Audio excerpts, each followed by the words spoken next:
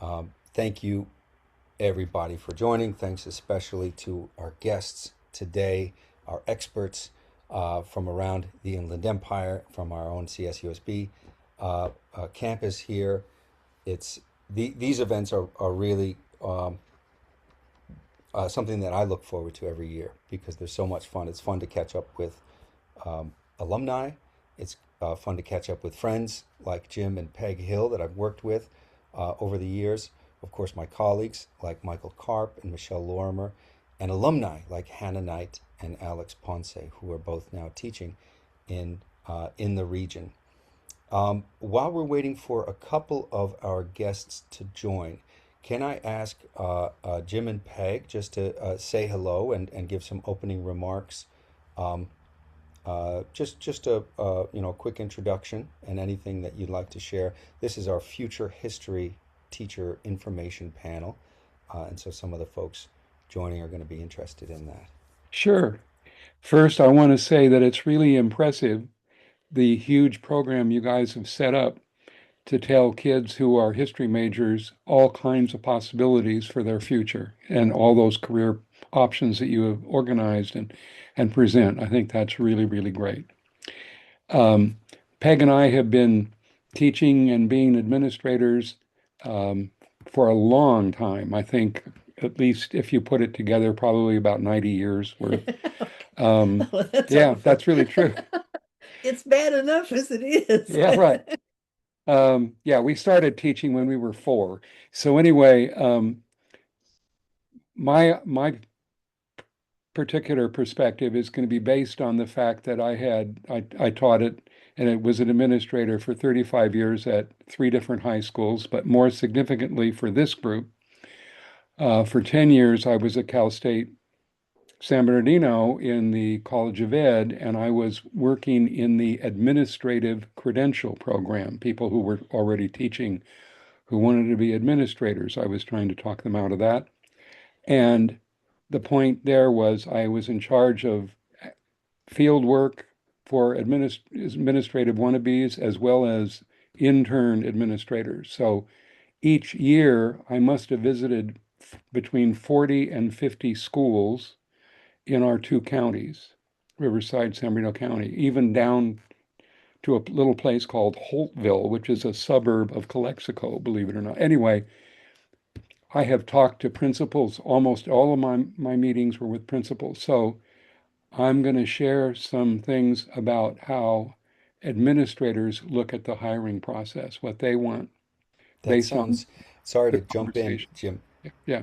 That sounds really great. And Professor Lorimer did just join, and she is on a bit of a tight schedule. So I'm going to ask her to jump in, and then I'm going to come back to you and also hear from Peg, if that's okay, Sure. after a few initial remarks from Michelle. Uh, Absolutely. Thank you, Jim, for that quick introduction. Oh, hold on a second. Let me make sure that Michelle is deputized. Hi, good afternoon, everyone. I'm glad to see you here, and I hope more get to watch this. I just wanted to share quickly about our pre-credential program. I see Dr. Karp is here, so if I miss anything, hopefully he can fill in on it. But for those of you who are planning to be future history teachers, our history pre-credential track is really phenomenal for that option. Um, we provide the structure and the coursework for students who are going to be social science teachers to learn the different subject areas within history, social science, and that includes economics, geography, political science, or American government, and also a vast array of US history and world history courses, so that no matter where you get a job in history, social science, you're able to have a background knowledge of those fields. Um, this is really important for that content knowledge piece because when you go into a new job, there's going to be a lot of things that you're going to have to worry about. And at least if you have some underpinning in the content knowledge, that's one less thing that you have to worry so much about. Of course, you're going to have to learn a lot of new stuff as you go and dig deeper into many of these content areas. But I feel like we've prepared our students very well for the content knowledge that they need. And then with History 5700, for those of you on the pre-credential concentration, you're able to earn your CSET waiver, or what's formerly known as subject matter competency equivalency in social science, through completion of that course. So it fills your CSET requirements, and we have great success of all of our students being admitted, a large majority of our students being admitted into our pre-credential and then credential history program, and social science program in the College of Education. One of our old history advisors, Olga Valdivia, I think, she is now in the College of Education, which is phenomenal because she worked with a lot of our previous students and now is in College of Education doing their single subject credential admissions. So she is a great resource for any of you interested in being pre-credential, and then credential students moving forward. So I highly recommend reaching out to me, reaching out to Dr. Karp, and reaching out to Olga in the College of Education to track your next few years to see what you need to do to earn your credential in social science. That's great. Thank you so much, Michelle. And I put in the chat for everybody the history pre-credential homepage, which has your information, Professor Karp's information, um, and people can click through there and learn a lot more about that. Thank you so much for joining, and I know it's a very busy afternoon.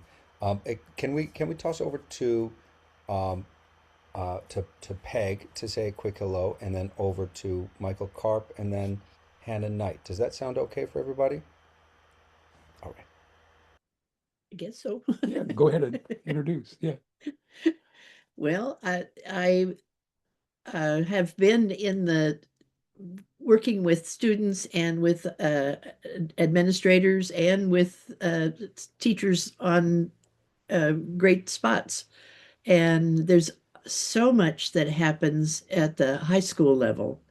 It is amazing that it begins to make more sense as the teachers and the students are coming to thinking about what's going on in the world now. What is it that we need to talk about and think about, and what what would help us the most? And that would be the teachers doing that right now. But then, if we come up with suggested ideas, like History Day, for example, because when I first got into that, I had done it not very long, hmm but it had to be where you had lots of lots of paper that you used it for until you could get it really right. And so was it's these kinds of things that help the students really know what possible things there would be in doing a classroom activity. A lot of times kids don't think as much about that. They think maybe the science group would be okay, or doing a literature project or something like that. But when it comes to trying to understand how the world works, how the situations that are we are really in a lot of uh, difficult things, Right. because there have been so many situational things, because different groups within the history social science leadership, they're they're worried about whether we can bring those kinds of things, like can you be a presenter at something, can you do it where is somebody able to resolve a difficulty if your classroom is where you might have a wheelchair or something like that that could cause a difficulty. But it's learning with a group of people that are caring enough to talk about their own students and the options that are possible for the next group of people that are interested enough in history, social science that they want to get in that uh, recommendation that you get from all your friends, that if you don't give up on all of the professors, Thank you So, so much. That's a good. The don't forget the letters of recommendation. I think that's a really good one, and I think a lot that goes into that Peg mentioned. That crucial thing is obviously acing your classes, but also going to office hours, showing your face, making sure that you think of this as Peg said as a community, and I think that's very very important that you think about a community of educators and as Jim said of administrators and keeping those lines of communication open is that is yeoman's work that Jim was doing in terms of keeping the lines of communication between teachers and administrators open, um, which is such a crucial part of this. Um, I'm going to ask. Thank you so much, Peg, and thank you, Jim. And as I said, Professor Lorimer, Michelle had to leave early, but I'm going to ask Professor Karp, Michael, to jump in with some introductory, just self-introduction and any remarks you'd like to share at the opening. Hi, everybody. Hopefully you can hear me okay. In the background noise, there's some type of very loud air conditioning fan thing. So I hope it's I hope it's not too loud on your end. We're okay? Okay, good. Yeah, it's not coming Um, through. Yeah. oh, good, good. Yeah. So yeah, I'm Michael Karp. I help coordinate kind of all things history at the Palm Desert campus, and part of that, of course, is working with our pre-credential program, which is what most of our students are working on out at the Palm Desert campus. So Dr. Lorimer and I kind of co-coordinate our pre-credential program for the department, and I'm happy to answer any specific questions about that since Dr. Lorimer had to go today. As far as kind of some of my background, I have briefly taught high school and middle school. And a lot of that experience got me involved in scholarship on teaching and learning. And of course, is something I'm excited to bring to classes I teach here at CSUSB. I'm also very much looking forward to the summer. I'm going to be back in a high school classroom. I got a terrific opportunity to teach a dual enrollment program. It's a new thing that the university is launching because it's been a while, so it'll be good to be in a classroom with some teenagers again and do some real teaching. So looking forward to that. So yeah, just very happy to be here. Thanks for Professor Murray putting this on again. It's such a terrific opportunity, kind of year in and year out to have these events for people thinking about going into a career in education. So thanks. Thank you, Michael. And yeah, Michael and Michelle are a real team in terms of a place to go for knowing just what you need to be doing and when you need to be doing it for future history teachers. So I am the sort of MC here who's just going to toss back and forth between people who know a lot more than I do. First, Hannah Knight, a graduate of our MA and BA program here in the history department, and then I'm very happy to see Alex Ponce is in the meeting as well. We're just going through doing some quick welcomes and hellos.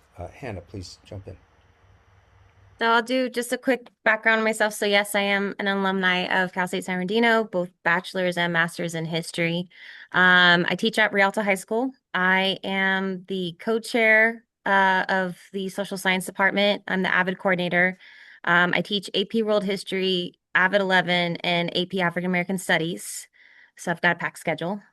And I've been at Rialto for 10 years. And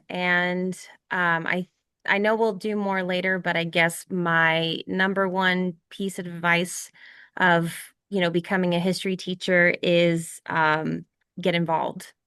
Especially now, like make yourself um really appealing to your admin and districts.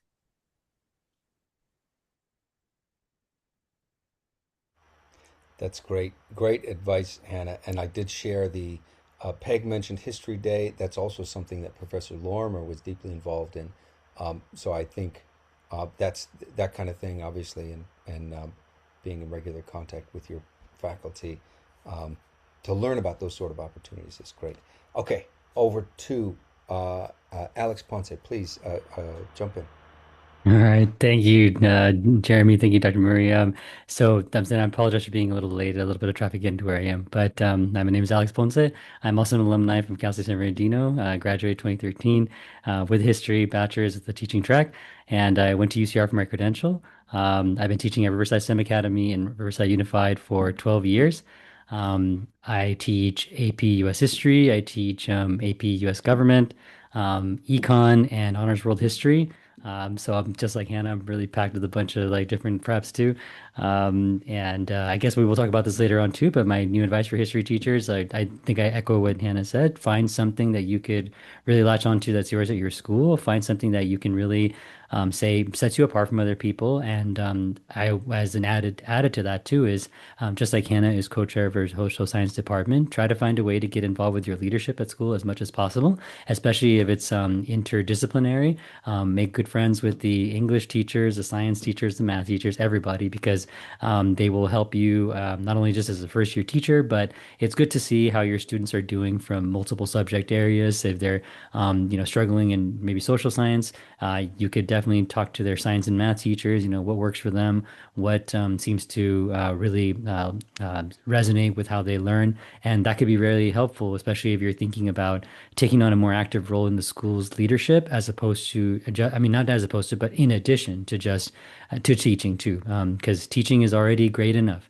But if you have desires to, go beyond that to try to like be more actively involved in curriculum and maybe leadership at your school, you want to make as many friends and allies in the process. So that's my advice, just off the cuff. That's great. Thanks everybody for that quick introduction. I put something into the chat there, which is just a working Google Doc, and it includes not just the resources that people like Jim and Peg and Michael and Michelle and Hannah and Alex have shared with me over the years, but also all the recordings of the sessions that we've done like this, and there have been many of them. Some of them have been focused just on pre-credentials. Some of them have been focused just on substitute work. Um, and we had a special session just on getting your foot in the door as a substitute. Um, but there have been lots since 2020. It looks like I've got about 10 or 12 videos there for you to spend some time with. Those are all linked on that Google Doc. So I recommend folks also go back over those. I know this is obviously a dynamic field and a rapidly changing one, but I think the kind of advice that these folks have shared over the years is for the most part going to hold up very, very well. So you do well to watch those videos when you have time as well. All right, the floor is open for our attendees to jump into the chat, type questions into the chat, or to raise your hand virtually and ask any questions. But also, I know that we have just an hour, so about 40 more minutes. Uh, this group has many hours and days and weeks worth of wisdom to share. So if nobody jumps into the chat right away or raises their hand, I'd welcome any of our assembled experts to share a little bit more about some advice along the lines of what I wish I'd known. That's the theme that I always ask you to think about. What do I wish I'd known when I was an undergrad, when I was getting ready to embark on a career of teaching, career of education in whatever mode, that maybe would have saved you some agony and some challenges. So please, the floor is open along those themes or anything else that you'd like to jump in on. Can I jump? Yes, jump in.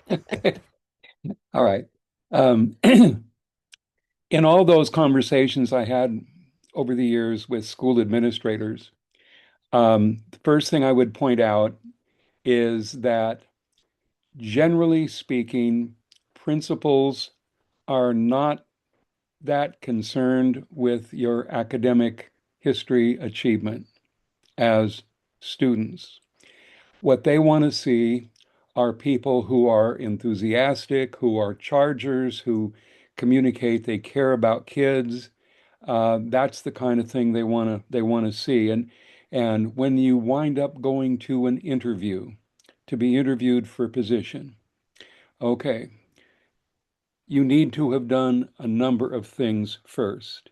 If you could substitute teach um, at a school that you hope you would get hired at, that would be wonderful. People would get to know you. People would regard you very well. Um, that kind of thing goes a long way to help people get selected for open positions. You need also to have researched the school and the district that you're interested in. You need to know its strengths. You need to know what it lacks. You need to know, for example, does it have a strong advanced placement program? Does it have activities that are going on like History Day, like Academic Decathlon, like science fair, all those kinds of things? Are those things happening at the school? And if so, what is your strength area that you could add to some of those? See, that's the kind of thing that you need to be able to communicate in an interview. You need to be able to share what you can add to the school that the principal is concerned about. If you're only being interviewed by history department chairs and history teachers, you can talk more about your academic background. They would be more interested in that. So it kind of depends on who's interviewing you as to how you kind of focus your responses. In the variety of, in most interview situations, there's going to be an open-ended question. Would you have anything else you would like to share with us?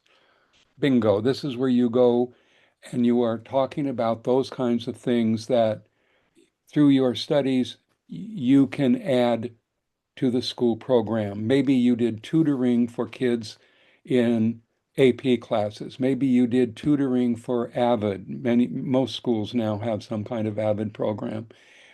Those kinds of things. You need to learn about the school, and you can definitely do that on the school website. You can get more information by going directly to the California Department of Education website, www.cde.gov. And then you look up the school directory and you can get all sorts of testing and demographic information and how many kids are language learners. Do you know a second language? That's a wonderful thing to point out that you can He help. did rather well with that. Yeah, that's a good lick, Jeremy. That's good. Anyway, but those are the kinds of things that I would share for what you need to do when you're interviewed. And so if you're interviewed, um, as I said, by administrators only, then you're going to be talking more about you can add what you can add to the school, what your energy is, what kind of involvement you've had. You've demonstrated that you've been maybe a park and recreation teacher, whatever, any kind of activity that you can engage in. So those are the things you need to get started on doing right now while you're still in school before you get to the point of the interview. So you're kind of preparing yourself to self-market actually that you can add to what the school people interviewing you want to see and feel they need to have. So that would be my 2 cents worth. And the two folks who talked here, um, both have been teaching now for about 10 years or 12 years. I think they said, okay, one of the things that's probably going to happen when you are first selected in many schools, you are going to be getting the bottom barrel teaching assignments by and large. And very often you will wind up with classes of kids nobody else wants to teach. So be prepared that will probably be a bit of a culture shock because you're coming from a university background into a room where the kids really are not very interested in history, social science. So you have to, in that situation, um, deal with it, um, go for it, come up with activities, as Peg was saying, that they can engage in that would interest them. That will gradually give you the background to be able to opt into those advanced placement kinds of situations. But be aware that that's probably going to happen. And you're not going to walk into a group of people who can't wait to see what wonderful academic things you're going to be sharing with them. Okay, so that's my thing. Okay, I'm I, open for questions, and I'd be glad to email anybody anytime for anything. So, I you know, appreciate that, Jim, and I have Jim's email address, so if anybody needs, go they can for check. it. Yeah. But I really like that, and I like the sort of frankness always of that, the read the room, uh, and then also I think something Alex has said in the past, and then I'll toss over to Hannah. But Alex, I think and maybe Hannah, others have said this, teaching the student and not just the content. I think is a really important thing to remember that you're going in, you're teaching students, and not just showing the sort of scholarly pirouettes that you can do, um, and then also making yourself indispensable is another great theme that sort of comes up here. But Hannah, sorry, you had a hand, and then Luke after that. Sorry, if Luke can actually go first if he has a question, because I mean, I was just gonna add on to what was just said. But Luke can ask his question first. Thank you very much. Um, so partially what you're talking about regarding like making sure you create good activities and like draw in the students rather than just like regurgitating academic language at them, hoping that it'll stick. Because one of the things that drew me to become a history teacher in specific was as I was going through high school, all of my history teachers were basically just read the chapter. I'm going to grade your notes for the week. And that's how the class went. And even someone who loved history, I loved history, even then, was I checked out entirely of those classes. As I wasn't disrespectful to the teacher or anything like that, but it was just so difficult to engage when that's the kind of stuff, the work they were given. So I wanted to ask, in your experiences, especially more recently, what type of assignments and events and like stuff that seems to really engage your students? I can go first, and then Alex can jump in. So on that note, I think we've all had that one history teacher that just gave us a bunch of reading and then we answer the questions. Um, I have, but honestly, you can ask any of my students. I don't do the same thing every single day. In fact, surprise them continuously by changing the seats in my room. What really, sorry, that's the bell in the background. I'm still at work. So by mixing it up, so we have things like Socratic seminars, we'll have gallery walks, we'll have presentations. Of course, we have, reading and analyzing documents because that is our world. But there's so many different strategies to like incorporate what you have to do content wise, but also that gets them engaged. And I feel like when you put the learning in their hands, that's when they become, they actually learn the information better. Um, One of the things I would recommend is that if your school, whichever one you get hired at, if they have professional development. So, for example, just because I'm the AVID coordinator, I'm going to advocate for it. So, AVID Summer Institute has a lot of great trainings for teachers about different strategies in the classroom that become very helpful. Yeah, Thank you that's very a much. yeah, I love what Hannah said. That's exactly what I would echo as well too.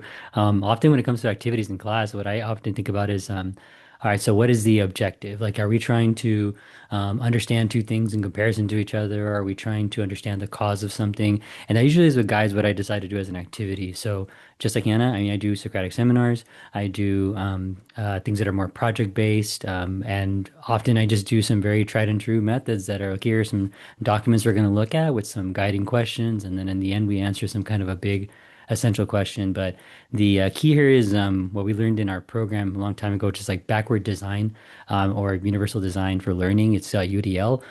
You start off with what you want the students to know, like where they should be, and then you work your way backwards. And what are some good methods to do that? And be brave to try all kinds of things, and be willing to say, if it didn't work one time, it's okay. We'll try it in another setting. And if it really didn't work, okay, then we really got to try something else, right? Be really courageous in the sense of like, you want to try something, talk to your administration or your department to see if they've done something similar too, especially if it's topics that might be sensitive or something that might maybe make you uncomfortable. Just talk to people who are older and maybe a little bit more experienced to find out what would work. An example of something I did today because we're getting ready to review for the AP exam, is a sink or swim type of game where what we do is the middle of our class is a ocean, and then I separate the class into two sides, and I ask questions about a unit where I ask them, okay, so what is this? And the students on the side have to defend their answer. If it's a good answer, then they get to stay and they get to sink a person on the other side of the team. And the person on the in middle has to stay sunk until their team can save them. And so the way it works is that the teams have to save each other by being able to defend their answers. And if they don't answer with enough substance, or if the answer is missing maybe some key terms, then they're just competing back and forth with each other. And this could be something that is as big as a review activity or a simple warm up for the day. Agree, disagree also works like that. It's a activity where you separate your class into those who agree with the statement, those who disagree with it, and then they have to try to defend and convince each other. It could be something as simple as you started the year sort of warming them up with the idea of like a silly question like a hot dog is definitely a sandwich, right? And then, from there they can argue yes, no, and then that builds them up to maybe something much more difficult to deal with, like something that has to be with a topic that you cover in government or history. But just to kind of sum all of it up, try different things. You have so many different learners and you have so many different ways of approaching a objective. But I would always say start with your objective first. What is it you're trying to do? And then from there, you backwards plan to find out the right activity for you. Awesome, thank you. Thanks for the question, Luke, and thanks, Hannah and Alex. Um, Michael, did you want to jump in on this one? Yeah, Put you on the sure. spot. I had a couple different thoughts I wanted to echo some of the things that Jim was sharing about the hiring process. So actually just this week I had three of my former students who are teaching full time come talk to my teaching history in the field class. Um, and one of the things that I think made a difference for them in landing jobs after the credential program was that flexibility and also willingness to say yes to things that they could bring to the school. So one of the students, when he was doing his student teaching, got asked if he would just kind of volunteer to help out with the basketball team. And he was kind of thinking like, no, I really don't feel like doing that. I don't have any time. But he said, sure. Yeah, Um, that's right. and long story short, he dedicated his time to that. That principal ended up changing schools and then ended up hiring my former student Jeffrey because he went the extra mile to do things like help out with the basketball team. Sometimes those things that seem like they're not a big deal can, right? That you're dedicated to contributing in every way that you can. And also to what Jim was saying, take whatever you can get when you're trying to get hired at first. I know lots of us obviously want to teach the things that we're super passionate about, whatever particular field that might be, world history, US history, whatever. Um, but start out where you can. Another one of my students that came and talked, he ended up actually getting a job teaching full time. It was a temporary thing, teaching English language arts to ninth graders, but it was a job and he took it. He ended up getting a secondary CSET in English or a credential because he took the CSET. After a few years, though, he's now in the history department. He's teaching world history, but you have to get your foot in the door. And history social science is very competitive. So any way that you can make yourself marketable, so being flexible, taking other things on, a bilingual authorization, these are the types of things that can help get you that job when you're first on the market. Um, and then yeah, Hannah and Alex are the really actually know what they're talking about in terms of what is going to work for kids these days.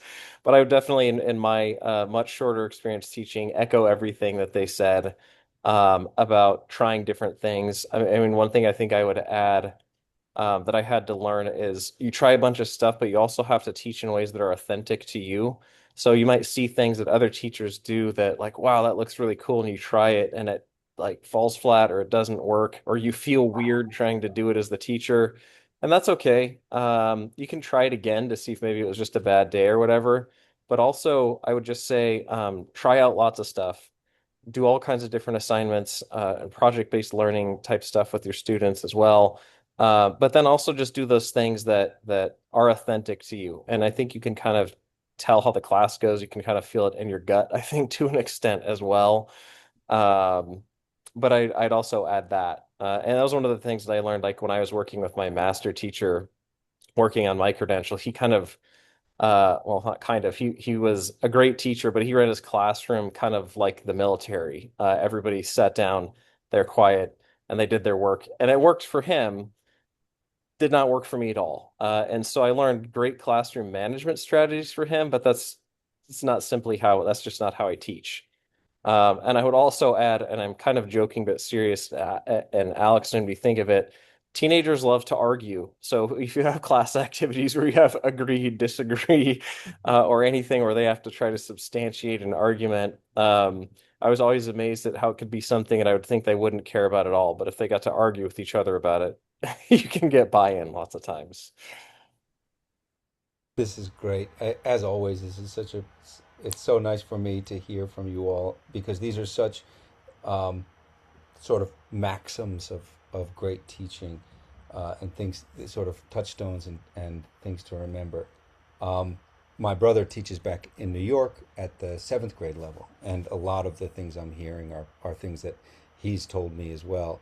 Um, he's had the benefit of some very very good master teachers to help him in his work along these lines of sort of wheel not always reinventing the wheel, you know, and going and making yourself indispensable, but also looking around for folks who are going to help give you some really good examples. I was wondering if because we have about 20 minutes, so we still have a fair amount of time, but if I could ask our assembled experts here to think a little bit about what might make um, for Hannah and Alex, I'm not sure if you've been part of a hiring process before, but I'm thinking, of course, the classroom is where our teachers want to be, but also getting there, getting a successful application and a successful post. Jim gave us a little bit to think about there, a lot to think about. But I was wondering if we could just sort of in practical terms think of sort of reverse engineering a great colleague, Hannah and Alex, to be next door, you know, what would a really great you know, team member be, and what sort of characteristics do they have? We heard a little bit about this already, I think, in terms of coaching and making yourself indispensable and that kind of thing. But also, I'd asked Jim and Peg and Michael to think about that. Sort of what are some things that students can be doing now, or some more things because we already heard some of them, in terms of preparing to be that standout candidate for a position as a really welcome member of a team um, at teaching at the 7 to 12 level. If that maybe could be a prompt. Alex, jump in. Sure thing, no worries. So I love this question because we are actually hiring a new English teacher right now, and we're going to get involved in the process of asking them questions. So, um, to what was said by the Hills, I totally agree. You have to research the school that you're at and find out, like, are they a STEM school, or are they a art school, or are they especially some subject that they're good with? You want to know what it is that they're currently doing that is they're excited about. So this gets to the language of like our current teaching, like what seem to be some of the big trends in their district that they want to, push right now. So, for example, at Riverside Unified, a lot of the things we've been focusing on for the last couple of years have been equity and how do we make access, how do we help more of our students through a tiered system of support where we start from like the holistic view and then move from the top. So, in an interview, what you want to mention is how you see your philosophy of education contributing to the team that way, right? I mean, if you are somebody who's very passionate about history and you love History Day, for example, or you like speech and debate, right? You can talk about how you incorporate that into the class, but also how you could see that benefiting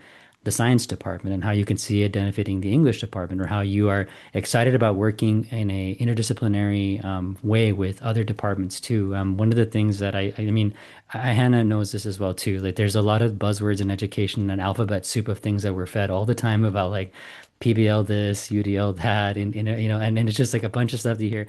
The more familiar you become with the language now of a lot of these acronyms and these trends, you can bring that into your interview to talk about how you're very excited to try some of these things. You could, for example, think how you want to really incorporate a lot more of a certain technology or a certain type of project or curriculum in the classroom, and that you already see it working in your student teaching that you're excited to bring to this school. Or maybe, you think this is going to really help enhance AVID because, we have a lot of students who might struggle with reading or writing. And in history, we do a lot of that. So how can I work with the English teacher to do these things? Right now, I'm working with our math teacher on a econ and computer science project that is supposed to help us meet a CTE requirement that he has that and CT stands for Career and Technical Education. It's how we could use history to help build CTE and how can CTE help us. It's that kind of stuff that a school is excited with a new candidate because they obviously want somebody who's going to be a go-getter and a good team player. And I mean, there are very standard questions that they'll ask you like in an interview.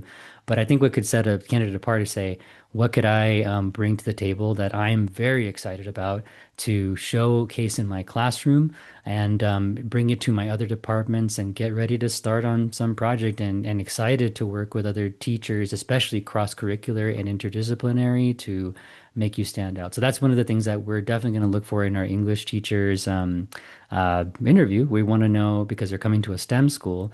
Are you ready to teach not just the great classics and great language and writing skills, but research and how we can contribute to specifically STEM research and how writing can be enhanced there, right? And so we're looking for candidates that are going to do that, but it all depends on your school. You could be going to a magnet school for arts and you're a math teacher. What can math do for arts there? What can art in general do for a school like STEM too? And so know your audience, know what kind of programs are there, know your district, and say what are they trying to push this year, and what are we all on board to do? What new trend in education are we trying to really try out? All that stuff is very helpful to mention in your interview, and that you are, remember, excited to try it. And even if you might have reservations about it or whatever it is, but you're applying there, so you gotta be willing to say, I'm gonna give it a shot, and I'm ready to do it my way too. That's my thoughts. Yeah. Thanks, Alex. And it was sort of a wide open question, so I think this will be covered by other things. We do have a student question, so I'm going to ask Angelo to jump in, and then we'll still have time to return to this if folks had thoughts. All right. Hello. All right. I'm one of this is actually funny. I'm one of Professor Murray's students on History 4310. So thank you again, Professor Murray, for sending this invite to everybody. I just want to ask like a good question for like all like the history teachers like generally. Like I know like amongst all the students that you will have in a classroom and the many years that will go by, what is one like big takeaway you want your students to leave your classroom with? Either if that's them not really listening in your classrooms or times where they actually will learn something new or find an actual interest in something, like what is one big takeaway like you kind of want students to have from just the way you teach history in your own styles, or just something they can really find a passion for? Or what is like again like the one big takeaway you want them to leave with? I can. Interesting. Go ahead. No, After you. no. Okay. Um, I mean, so you are going to possibly hear this the most, and Alex can probably attest to is that they don't love your subject, but they like you, because history tends to be very selective. I think I mean, obviously we want them wanting to know more about history. I think that's obvious. I think if they're walking away and they've improved in some way, like maybe they weren't a great public speaker, but now they're more comfortable at it. So, or maybe they were not great about staying organized or studying. I think one of the biggest things I want them to be able to do is just improve in something, a skill that will help them in other classes. I think that's one of my biggest takeaways. For me, it was, I think, that they would be more interested in learning more about the outside world, how it affects them, what they can do to contribute to it, and how can they be um, responsible citizens, involved, participating, become active in some way. It was that kind of thing from my point of view. And I had people, um, uh, one lady now is the mayor pro tem in the city of Ontario. One fellow wound up being the U.S. ambassador to Pakistan during the takedown of bin Laden. Um, those people were really standout, incredible.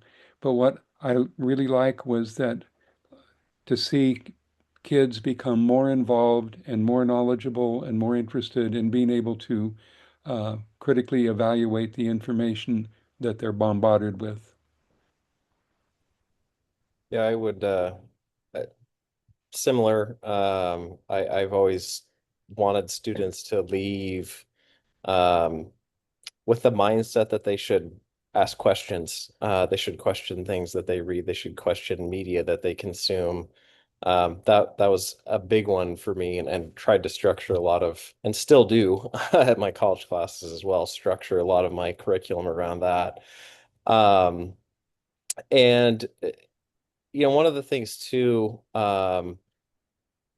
is for me, like one of the greatest compliments I ever got from a student who wrote me after I hadn't she'd been in my class 4 or 5 years before, and she wrote me and said, I'll be honest, I don't remember a lot about what you taught in the class, but I'll always remember that your class is somewhere I always wanted to be.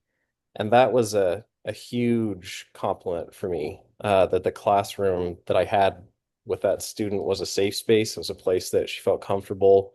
She wanted to be there, even if she didn't end up remembering a lot of what we did. And having that type of impact on young people, I think, is what sold me on teaching being such an invaluable career.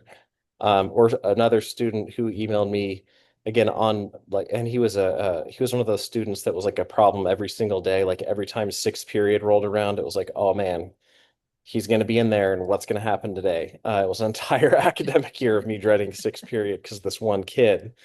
And he emailed me like 6 years later and said, I had a lot of difficult time in your class, but you helped me eventually go get help. And it turned out that he had bipolar.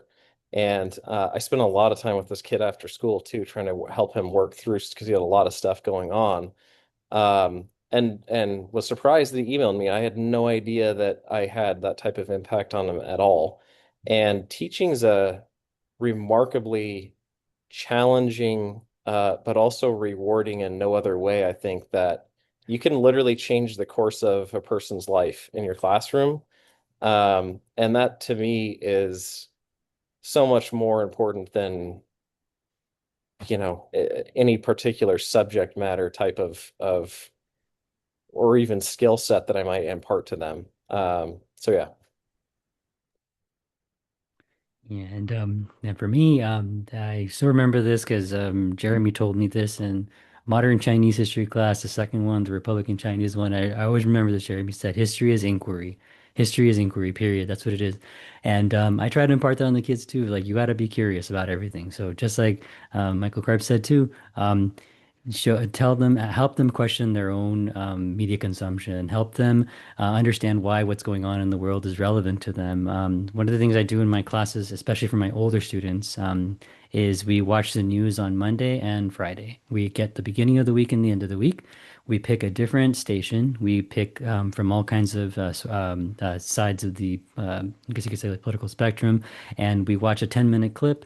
We talk about three things that we observed, two things we have questions about, one thing we're going to investigate further on our own. So it's a very easy warm up at the beginning of the classes on Mondays and Fridays, where you just say, okay, three things. And the idea here is to get them to say, like, okay, well, this is where, you can start to now on your own, if you want to dig deeper into these things, you'll expose them for the first time to something they might not have known is happening, to a issue that is going to be near and dear to their heart, to a curiosity that'll take them down that rabbit hole that they're going to love, researching, right? And find ways to make it applicable to them, right? I mean, I tell them often without knowing it, it's like you guys know a lot more history than you give yourself credit. I mean, the many of you who play a game that you've been following for 10 years, that you have a movie series or a TV series that you love. It's like all of those have history in them. And in fact, a lot of them will hire history teachers, especially professors and subjects to do their research. I mean, whether you're watching shows like Game of Thrones or the series that are more modern and in fantasy, all of them have some kind of a history related to them. And so bring that to them, right? And bring your own passion for those things to it as well, too, right? I mean, the thing that you really want your kids at the end of the day to see is that, I mean, you chose this profession because I mean, not because you love to suffer, because you like to, like deal with hard things. I mean, yeah, those are going to be part of it, but because you really care about them loving education, because look at the things that education afforded all of us, right? Are the things that can lead you to things that are beyond the material world. It's good stuff, and that they could enjoy it for themselves. And as Hannah said, you're right. Sometimes they're going to be like, I didn't like the subject, but I like you.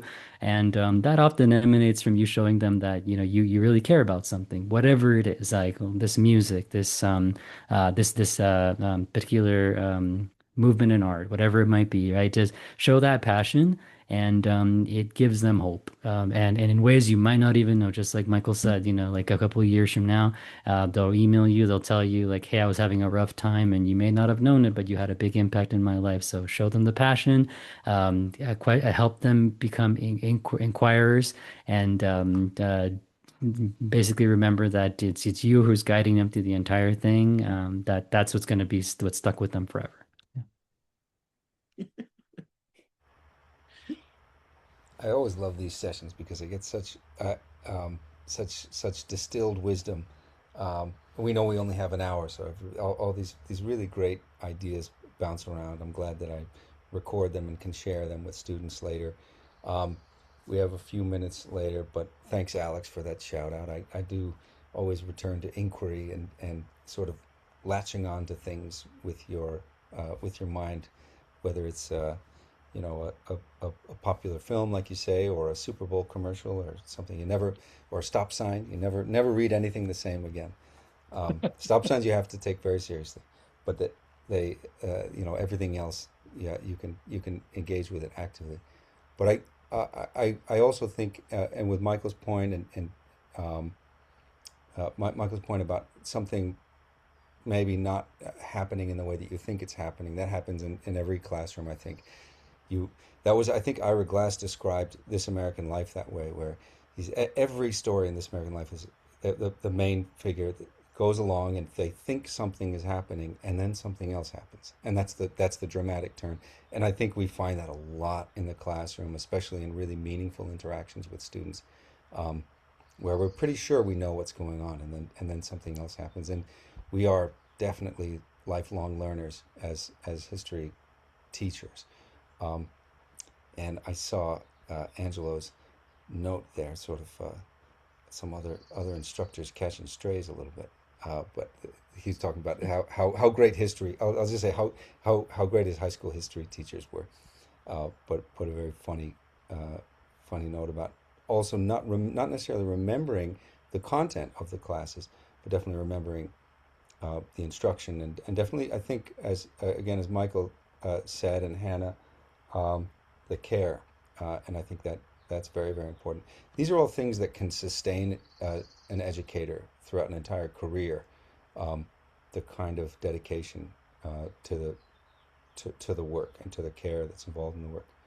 Um, uh, and Hannah said last minute, what I wish I knew is your first 2 years in your position, you will participate in a program called BITSA induction, which is very much like your credentialing program. And over the years, we've collected a lot of this. It's in that document that I just shared. So Hannah, did you want to say a quick word on that?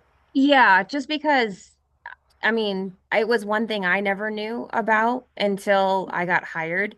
And BITSA is you when you get your credential is technically not cleared yet, meaning it's not completely official. It's called preliminary. And so what your district will do is they'll have you in this 2-year program where, in a sense, you're being observed by a representative from the district. And it's I call it just like the credentialing program.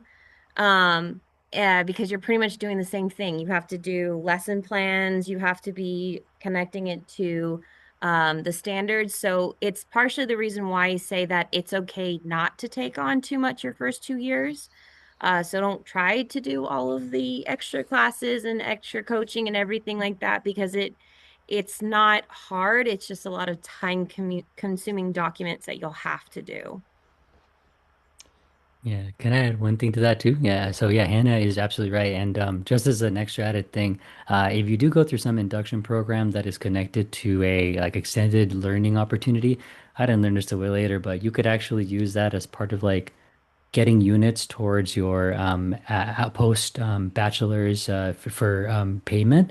Because if you're getting a job in a district and they have different ladders of pay, the more education you have and the more units that you have in post graduate credits, you could move you up on pay scale. So I know it seems like a material reason, but I mean, it's one thing that you could afford yourself a thing to say, hey, you know, if I have more education and more, and you can get more of a pay from it, it's no shame in just asking about how you can get those units to count towards your salary too, just as adding to hand, because it is a lot of work. And then if you can find a way to make it beneficial for yourself, then definitely try that too.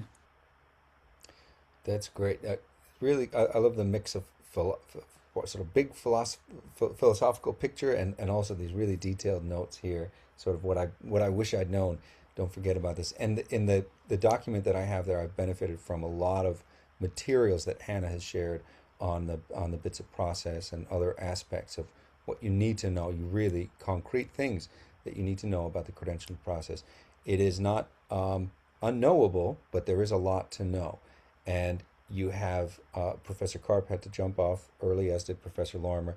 They are going to be crucial to demystifying some of the processes that Hannah referred to and others referred to. You have allies and friends here in the department who are going to make your life a lot easier if you ask early and often questions about what you need to be doing and when you need to be doing it. It's going to save you a lot of time down the road. And this good advice from Hannah is, well, watch out for this aspect of your early a few years joining, um, going through this bits of induction process. Um, this has been really great. We are at the top of the hour. These always feel like they're about 5 minutes long for me, um, because it's so much fun to catch up with you all. Thanks, Alex, for sharing your email address there, and Professor Karp shared his as well.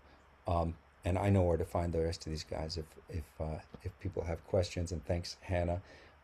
I have Jim and Peg's contact information, so folks can get a hold of me for that. Um, but this is really it's always a delight. It's always so much fun. It always goes too fast. These sort of conversations. But I hope that folks will um, let me know, let our esteemed guests know if you have further questions. We can continue this conversation. I think we should aim to do another one of these in the fall, not just in the spring. So maybe we can have two of these each year because they're really very useful, I think, and it's always a lot of fun. Thank you so much, Jim and Peg. It's wonderful to see you. Alex, Hannah, and our guests who left a little bit earlier, and the students who joined us. Thank you all so much. I'm going to follow up with you, and please send along any questions at all. Thanks, everybody. Yeah. Let me go in the chat here.